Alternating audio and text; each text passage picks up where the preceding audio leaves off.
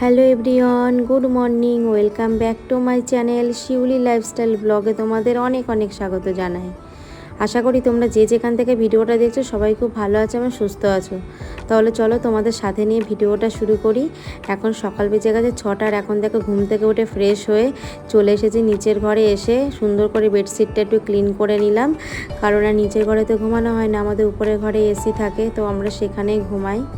আমাদের একটা ভুলের কারণে সব শেষ হতে চলেছে, কারণ মনে হচ্ছে যে আমাদের মেয়ে কি এক্সাম দিতে পারবে না।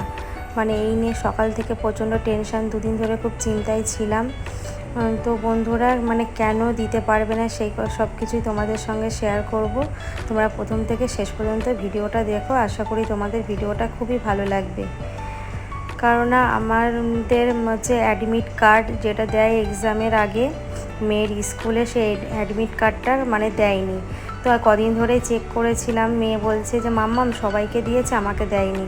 তখন পরের দিন ও যখন স্কুলে গিয়ে আবার জিজ্ঞেস করলো, ম্যাম কেন দাওনি আমাকে, তখন বললো তুমি অফিস থেকে তোমার মাকে বলো কালেক্ট করে নিতে। তো তখনই আমি বুঝে গেছিলাম যে হয়তো ফিক্স দিইনি, এই জন্য আটকে দিয়েছে। তারপরে ওর অনেক ফ্রেন্ডসদের মাকে জিজ্ঞেস করলাম, বললো আমাদেরও তো ডিউ আছে, কিন্তু তবুও তো ওদের ডায়েরির মধ্যে দিয়ে দিয়েছে। তা আমি যে সৈনিকে কেন দিল না।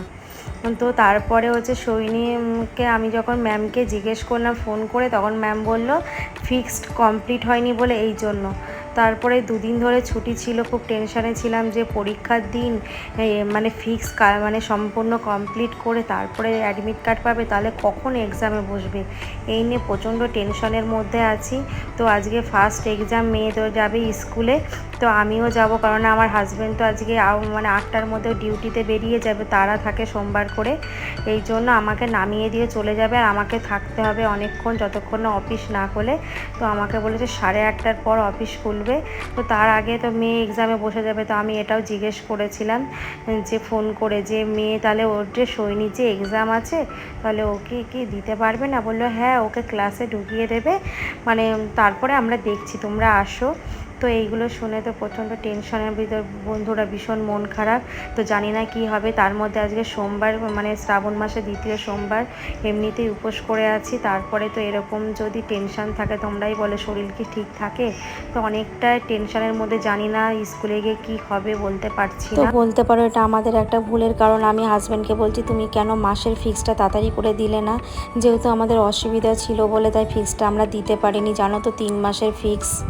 মেয়ের জন্য করব একটু হালকা, মানে পাতলা করে একটু সুজি করব, কারণ না মেয়ে তো এক জিনিস রোজ খায় না। কোনো দিন দুধ কর্নফ্লেক্স কলা দিয়ে দিই, বা কোনো দিন সুজি, বা কোনো দিন দুধ বিস্কুট, এইভাবে ঘুরিয়ে ফিরিয়ে দিই। এদিকে দেখো সুজিটা প্রায় হয়ে গেছে। তো মেয়ে এদিকে কিন্তু খাওয়ার আগে গপুকে সেবা দিয়ে তারপরে ও এক্সাম দিতে যাবে, কারণ আজকে আমার দেরি হয়ে যাবে। আমি যেহেতু মেয়ের স্কুলে যাব, কখন আসবো তার ঠিক নেই। এই জন্য মেয়েকে বললাম যে তুমি গপু সোনাকে খাবারটা খাইয়ে দাও। তো এদিকে ওকে খেতে দিয়ে দেখো, এদিকে হাজব্যান্ডের জন্য আমি আলু সিদ্ধ মাখছি, কারণ আজকে বেশি কিছু করব না। এমনিতে আমিও বেরিয়ে যাব ওদের সঙ্গে, ধরো সকালবেলা সময় পাবো না, ওই জন্য ভোরবেলা উঠে আগে ডাল আলু মাখা, আর তার সঙ্গে কালকে রাতের ছিল পনিরের তরকারি। তো এটা দিয়ে আজকে ওদের দুজনার হয়ে যাবে। আর আমি যেহেতু উপাস আজকে, আমি তো ফল খাবো, ভাত কিছু খাবো না, আর রাতে লুচি কিংবা পরোটা করে নেব। তো এদিকে দেখো দুষ্টুমি করছে, খাচ্ছে, আর এদিকে আমি আলু সিদ্ধ মাখাচ্ছি। তারপরে মেয়ে খাওয়া হয়ে গেছে, এদিকে টিফিন গুছিয়ে চলে আসলাম নিচে। তো হাজব্যান্ডের পুরো টিফিনটা গুছিয়ে দিলাম। তো আমি এদিকে মেয়েকে রেডি করিয়ে দিচ্ছি, কারণ ওরও টেনশান হচ্ছে, কারণ ও মাকে বারে বারে বলছে মাম্মাম আমার কি অ্যাডমিট কার্ড দেবে না, তাহলে কি আমি এক্সাম দিতে বসতে পারবো না? আমি হ্যাঁ তুমি নিশ্চয়ই বসতে পারবে। এবার যেহেতু ও ছোটো মানুষ, ওকে তো টেনশান দেওয়া যায় না, আর ও তো এইগুলো বুঝবেও না। তো মানে কিছু কিছু জিনিসে না খুব কষ্ট লাগে, যে সামান্য কটা পয়সার জন্য হয়তো পয়সাটা ওদের কাছে আগে, কিন্তু এক্সামটা একটা মেয়ের, একটা বাচ্চার একটা এক্সামের জন্য কতটা মানে ভবিষ্যতের উপর নির্ভর করে, সেটা তো তোমরা জানো। তো স্কুলে কি বলো তো, পয়সা দিয়ে স্কুলে রাখলে এটাই, পয়সা ছাড়া মানে কোনো কাজ নেই, পয়সার সাথে সম্পর্ক। তারপরে এদিকে দেখো গপু ওর দাদানকে প্রণাম করে ও বেরিয়ে যাচ্ছে, মানে আমার শ্বশুর মশাই, ও এটা রোজ করে স্কুলে বা কোথাও বেরানোর সময় ওর দাদানকে প্রণাম করে তারপরে বেরোয়। তো এদিকে মেয়ে রেডি হয়ে গেছে, তাহলে মেয়ে রেডি হয়ে গেছে, তাহলে আমিও এদিকে দেখো রেডি হচ্ছে, আর এদিকে কিন্তু হাজব্যান্ডও রেডি হয়ে গেছে, কারণ আমাদের স্কুলে নামিয়ে দিয়ে ও চলে যাবে, আসার সময় আমি অটো ধরে চলে আসব। তো এদিকে গরমের মধ্যে জানো তো আমার এই কোকড়া চুল একদম ভালো লাগে না। তোমাদের কার কার এরকম কোকড়া চুল ভালো লাগে অবশ্যই জানিও। আর আমার তো সব থেকে বিরক্তি লাগে, মানে আমি ভাবি যে আমার যদি প্লেন চুল থাকতো কত ভালো হতো। আমার এরকম কোকড়া চুল একদমই পছন্দ না, এই জন্য সবসময় এরকম উঁচু করে বেঁধে রাখি। আর আমার জন্য তো রাস্তায় বেরোনোর আগে আমার একটু পারফিউম না হলে আমার ভালো লাগে না। তো এদিকে হাজব্যান্ডের সঙ্গে কথা বলছি ওর সঙ্গে, আর এদিকে আমি রেডি হচ্ছি। তো এদিকে দেখো হাজব্যান্ডও রেডি হয়ে গেছে, আমিও রেডি হয়ে গেছি, ব্যাগ ট্যাগগুলো গুছিয়ে নিচ্ছি।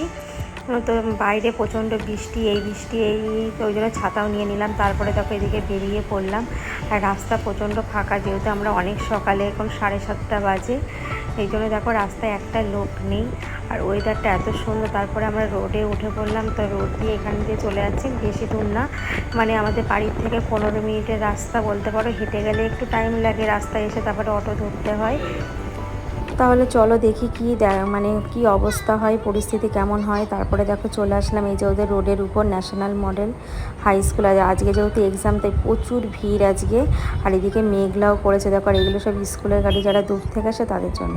তারপরে এই যে অফিস ঘরে চলে আসলাম, এসে টাকা জমা দেবো। প্রায় আধ ঘন্টা দাঁড়িয়ে থেকে 8:30 বাজে এখন অফিস খুলেছে। তো এদিকে দেখো আমার মায়না কার্ডে মায়নাও ক্লিয়ার হয়ে গেছে। তো ক্লিয়ার হওয়ার পরে আমাকে অ্যাডমিট কার্ড দিয়ে দিয়েছে, যেহেতু মেয়ে এক্সামে বসে গেছে। তো এদিকে আমি আন্টির কাছে দিয়ে দিলাম, আন্টি দিয়ে দিল এই ক্লাসের মধ্যে গিয়ে। তারপরে দেখো আমি বাড়ি থেকে চলে আসলাম, অটো থেকে নেমে গেছে। আর এই যে আমাদের কালীবাড়ি দেখো, সকালবেলায় এত সকালে মন্দির খুলে গেছে, আর কত ভক্তরা চলে এসছে পুজো দিতে। তাহলে চলো আমরা বাড়ির দিকে যাই। তো আমার অনেকটা টেনশন কমলো বন্ধুরা, ভীষণ টেনশনের মধ্যে ছিলাম। আমার মুখ চোখ দেখে বুঝতেই পারছি, এমনিতেই উপাস আছি, তারপরে কি অবস্থা। তারপরে এইদিকে দেখো চলে আসলাম বাড়িতে, এসে ঘর মুছছি, যেহেতু টাইম নেই, আবার 10:30টার মধ্যে মেয়েকে আনতে হবে। তো আমার হাজব্যান্ড বলছিল তুমি বসে থাকতে পারতে। আমি বললাম না, আমি এমনিতেই উপোস থাকবো, আর বাইরে রোদ্দুরের মধ্যে কোথায় বসবো, ততক্ষণ বাড়ি এসে পুজো দিয়ে অন্তত এক গ্লাস জল পর্যন্ত তো খেতে পারবো। এই জন্য আমি বসে না থেকে চলে আসলাম। আর জানো তো অনেকটা শান্তি লাগছে যে মেয়েটা শান্তিতে পরীক্ষা দিতে পারছে। আমি তো খুব টেনশানে ছিলাম যে ফিক্স দিতে না পারলে কি অ্যাডমিটটা পাবে না, মেয়েকে এক্সাম দিতে পারবে না। তো তারপরে দেখো ফাইনালি চলে আসলাম, স্নান করে ঘরটার মুছলাম, দেখতেই পারলে।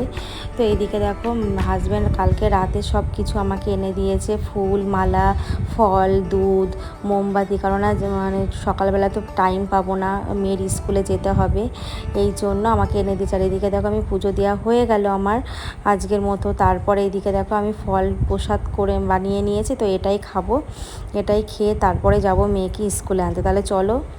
তো দেখো এদিকে তারপরে নিচে চলে আসলাম, এসে এদিকে মানে স্নান করে শ্যাম্পু করে, যে চুলটা প্রচণ্ড ভিজা আর বাইরে প্রচণ্ড গরম, তাই আমি উঁচু করে বেঁধে যাব, বাড়িতে এসে আবার চুলগুলো ছেড়ে দেব।